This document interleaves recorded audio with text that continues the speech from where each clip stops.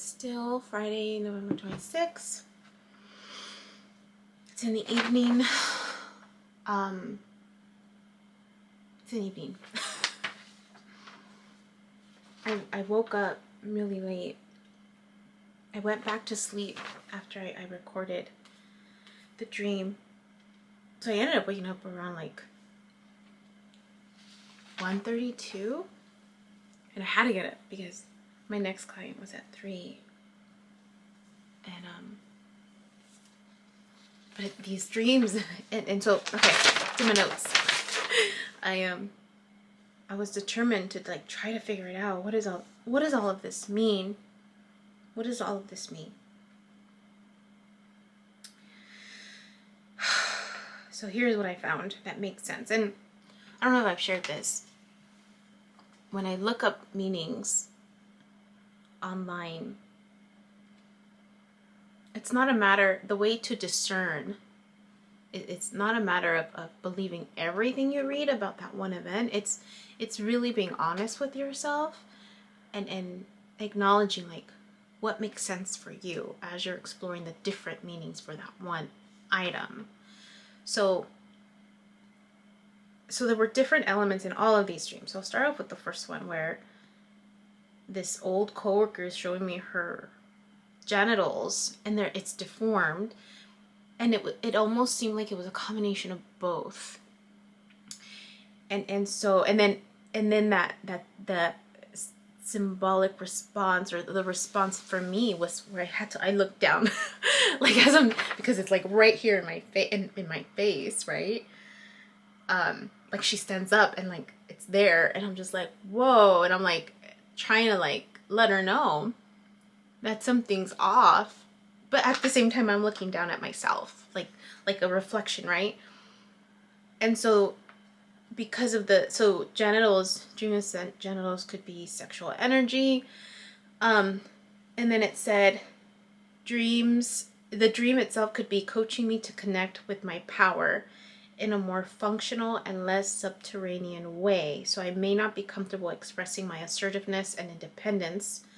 And so this is me needing to take power or taking owner, like power, assertiveness, like forceful of my feelings, vital essence, life force. Yeah, becoming more empowered and passionate is what it's talking about, which now then connects to the girl with the blonde hair when she's sitting on the stump and she's kind of holding herself, and I just see her blonde hair, straight blonde hair, and then there's this panel of guys behind her, and there's almost this element of like, these are people who are men in her life who are trying to save her, or there's this feeling of codependency also.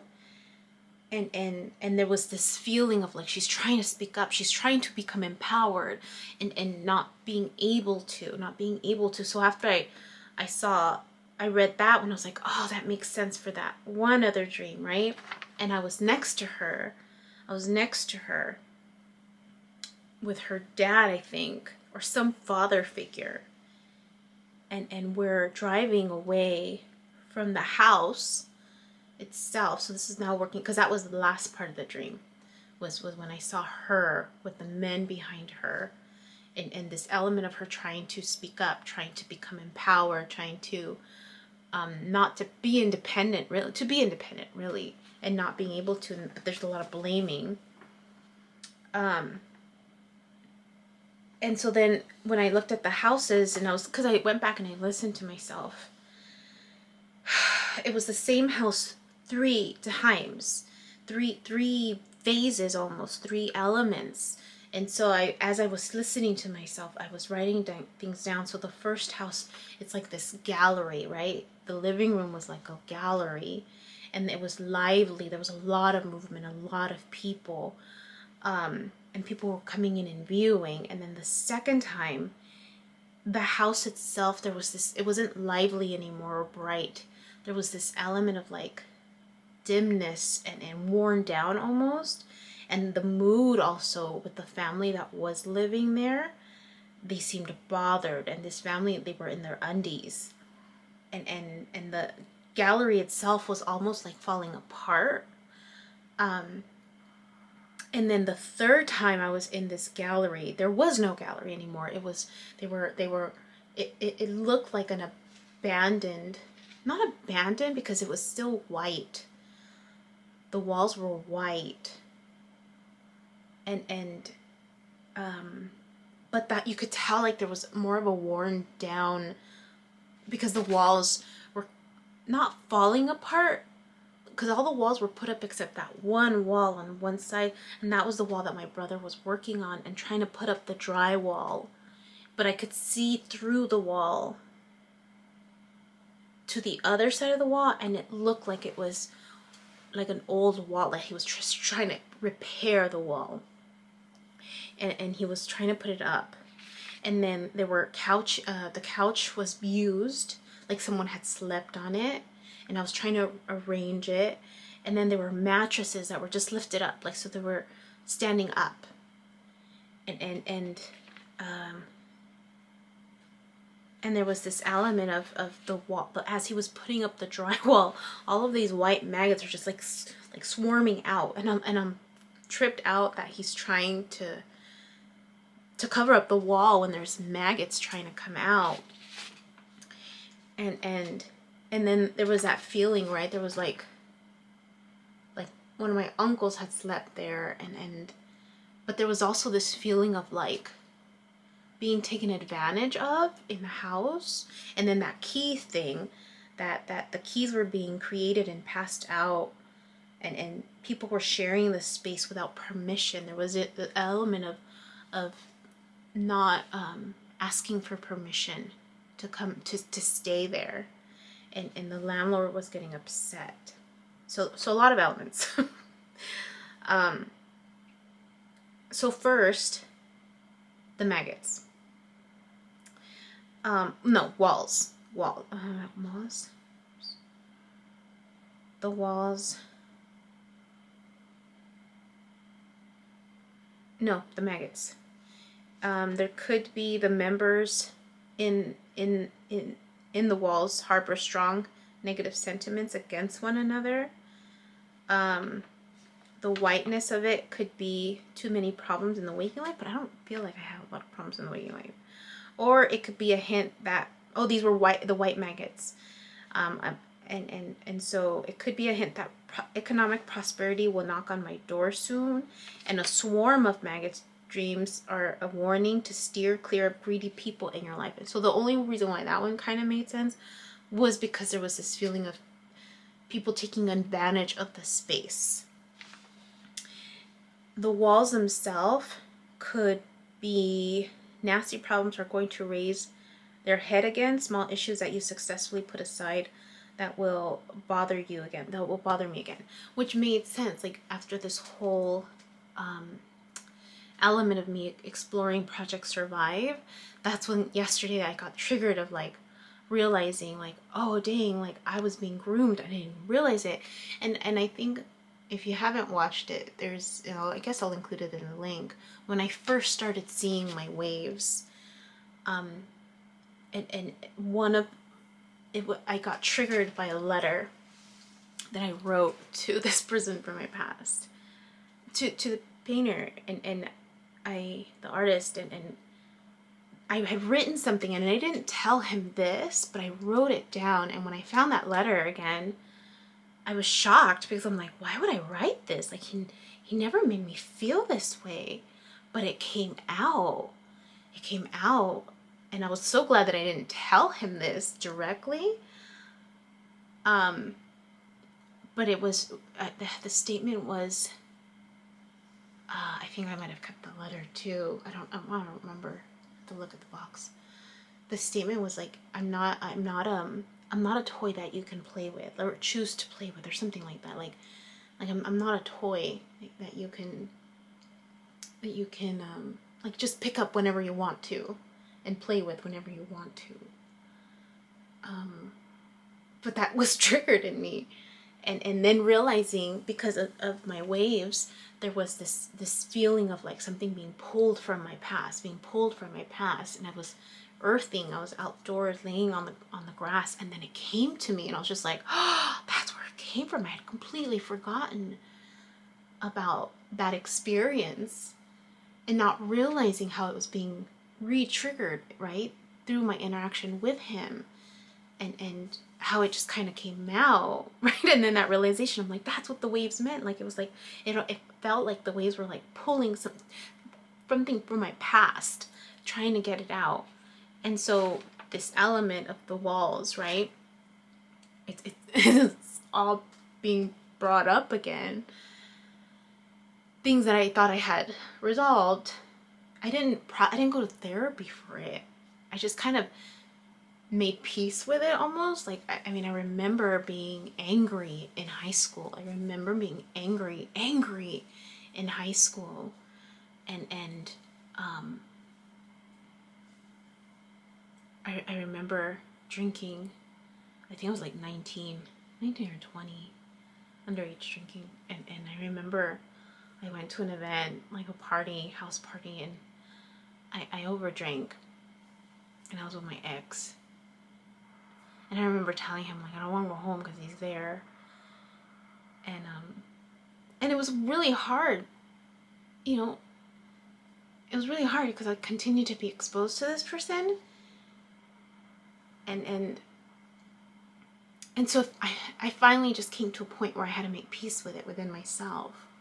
And kind of see it from the other person's perspective too. And so that helped me kind of feel like, okay, I've forgiven this person. Like, there's no hard feelings, right? There's no more anger now as an adult. Like, I don't feel any anger towards this person at all. I love him very much. But the thing is too, like, the thing is, like, a lot of people, you know, when we talk about sexual abuse, and more often than not, it's always someone you know, someone that you trust, someone in your family or a family friend, or a person of authority, like a teacher or a mentor, or you know, it's always someone you know that does this, right? And so one of the things that I've learned through some of the courses that I take is to encourage parents to not force their children to greet people that they don't want to greet, or kiss people that they don't want to kiss, because kids know, like, kids just intuitively know. They're more tapped into their intuition, in the sense of like when they're meeting someone, kids just know, they can sense the energy. And so forcing them, right, this whole level of like socializing kids, right? If you force them to greet someone, kiss someone, have them sit on a relative's lap that they don't feel comfortable because it's cute or because it's culturally accepted, right? It's like, no, listen to your kids. If they don't feel comfortable, don't force it. Because you're, in essence, dampering, right? You're putting a lid on their own intuitive compass. And so, you know, if you notice, if you're a loved one and you notice that a child struggles to greet you, you know, that says something, not about the child, but about you. About you. Check your own energy, check your own healing process. What energy are you putting off? Because it's about you, and they can just pick it up. They can pick it up. And you can see it when this child goes more easily to another person, right? They know, they can sense it. Like, I know my niece, the littlest one, she's very intuitive. Like, she can pick up who is safe and who's not. And she's, you know, very verbal about it. She's like, no, I won't go near you. because she knows, she can read the energy. She can pick up on it. So anyways, so that got triggered. The couch itself, it talks about adopted behaviors associated with family dynamics. Old mattresses, because the old mattresses, they weren't new, but they weren't completely old. They were worn. So it says that I've outgrown some relationships, and because they were like were sitting up, like there was, and then the room was being kind of remodeled almost. It just says upcoming construction work within, I guess, myself, right? Repairing the wall indicates normalization of relations with loved ones, the idle and harmony of family life. Installing drywall itself is this desire for privacy, building up a layer of protection after being hurt or being guarded with emotions. The fact that it was like an old rundown house represents old beliefs, attitudes, things, how I used to think and feel. It was an empty white room indicating a fresh start or like a blank canvas. The building of a wall represents bad relationship or some childhood trauma, trying to keep others out for fear of getting hurt again. And then there was another part. Oh, so all that makes sense, right? In terms of what I'm being re-triggered. And then the dating, this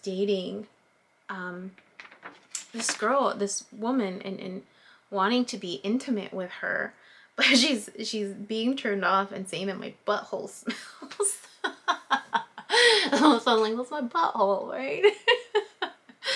But then I'm thinking, I'm like, this whole karmic cleanse that I'm doing, right? Like pooping, of speaking my truth through this process.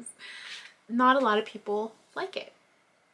That's just the reality. Not a lot of people can tolerate the truth. Not a lot of people can tolerate, this process. And so they just can't.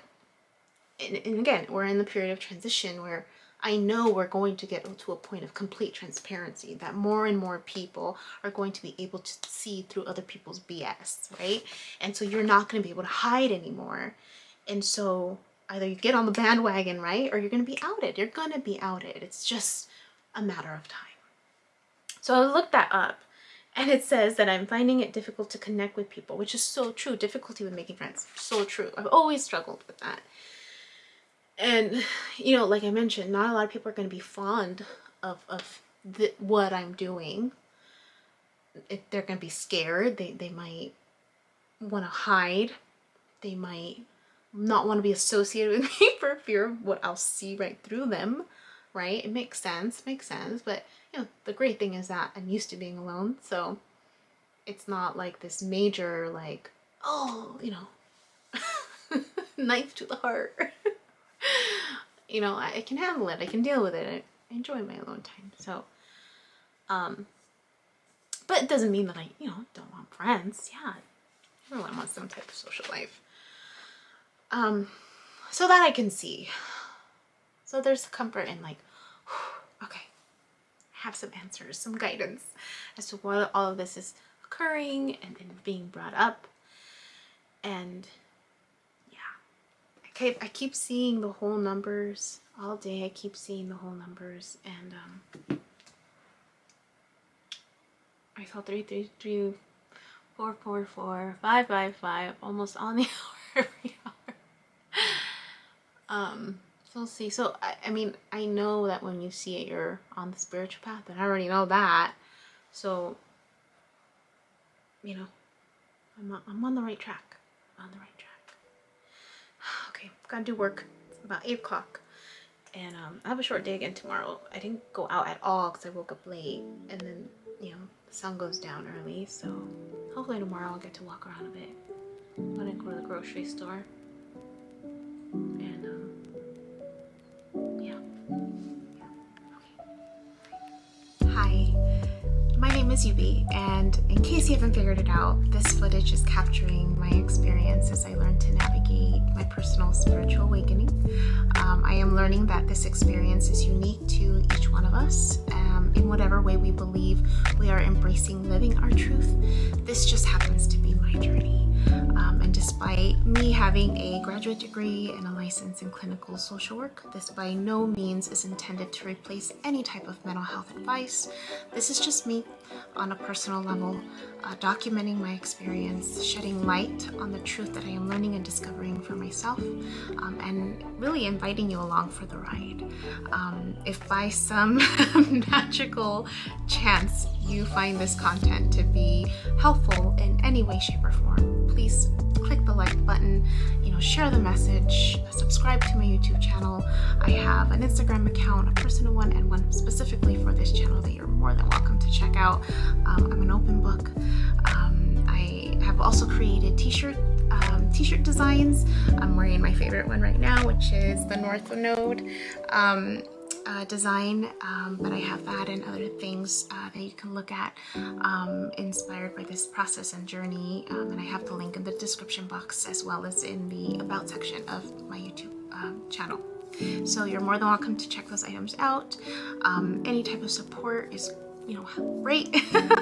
Again, if you find this content really helpful or meaningful, sometimes when we take that step and be vulnerable, with showing what's inside our hearts and what's really our truth, we realize that we're much more connected than what we thought we were. And so I hope that as I'm living this experience, and that you find some type of truth for yourself, or find some type of ability to heal in some way just by relating, just by knowing that you're not alone. That really has been my goal with this process, not just being able to connect with others, but really for my own healing. It's definitely been a therapeutic experience and a very creative one for myself. So I thank you, and I wish you all the best, and we'll see what else comes next for me. So